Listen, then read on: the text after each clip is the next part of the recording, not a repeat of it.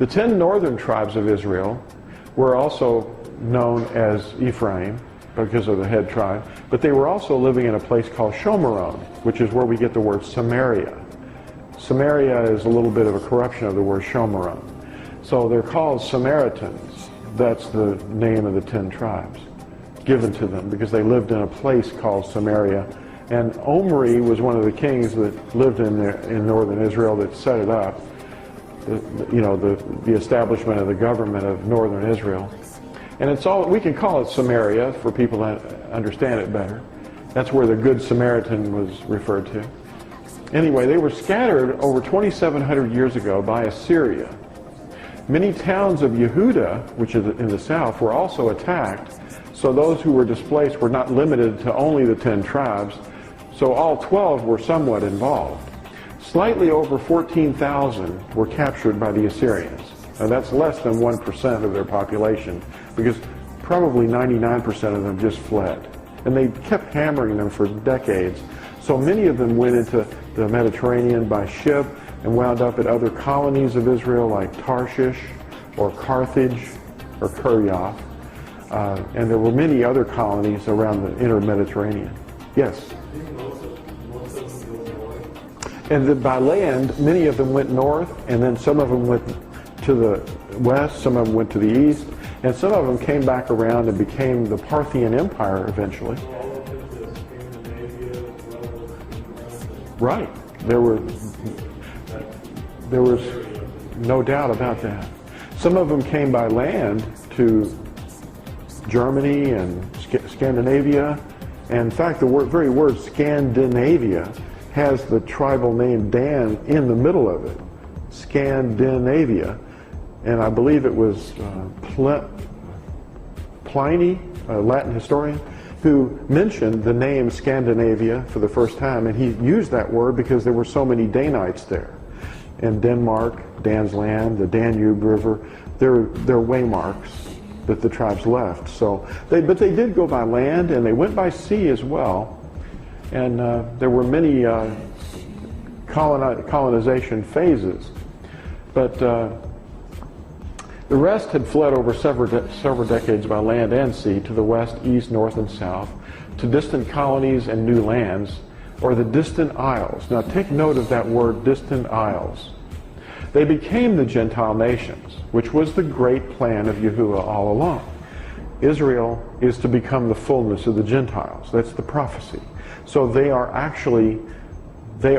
the nations. And Yahuwah shall scatter you among the peoples, and you shall be left few in number among the Gentiles where Yahuwah drives you. And from those few number, he's going to grow them, just like leaven inside of bread. And there you shall serve mighty ones, false ones, the work of men's hands, wood and stone, which neither see, nor hear, nor eat, nor smell.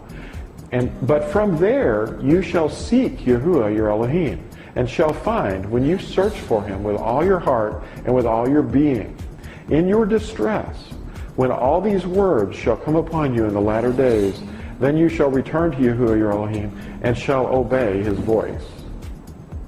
Deuteronomy 4 continues about this scattering. For ask now of the days that are past, which were before you, since the day that Elohim created man on the earth. And ask from one end of the heavens to the other end of the heavens, whether there has been a word as great as this, or has been heard like it. Now, why were the children scattered? Because they rebelled against the words of El and despised the counsel of the Most High. That's Psalm 107, verse 11. Because they rebelled against the words of Elohim, and they despised his counsel. They departed from the Torah of Yahuwah. According to their uncleanness and according to their transgressions, I have dealt with them and hidden my face from them. False shrine, temple, and priesthood at Mount Gerizim. That was another one.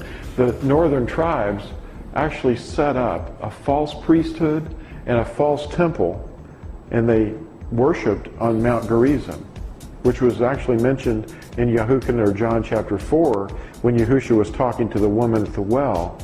She asked him, what's going on. Our fathers have taught us that we should worship in this mountain, but your people say to worship in Jerusalem, which is true.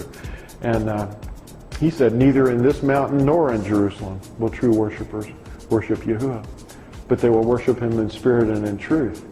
The northern tribes also added an 11th commandment in the Samaritan Pentateuch, and this is the 11th commandment that they added.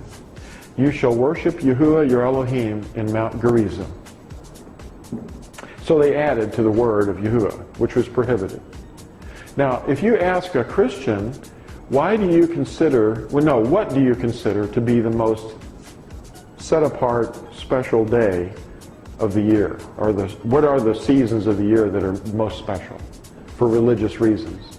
The answers that they may give you put them in the same apostate situation that Israel found themselves as described above. The physical regathering will not be accomplished by the arm of men, but only by Yahusha at his return. Just read Jeremiah 3, Ezekiel 37, and Ezekiel 48. So if you're thinking Israel really messed up back then and were worshiping falsely, then just see what a Christian is doing and ask them, what is that got to do with anything? They've reinvented things, to apply to Yahusha, but he never commanded any of the things that they actually do. And some of them actually know that. So there's a slaughter that's coming on the mountains of Israel. All Israel is currently in captivity, including the remnant that has moved themselves back into the land. Those in the land before the regathering have serious problems ahead for themselves. It's a great feast of human flesh that's coming.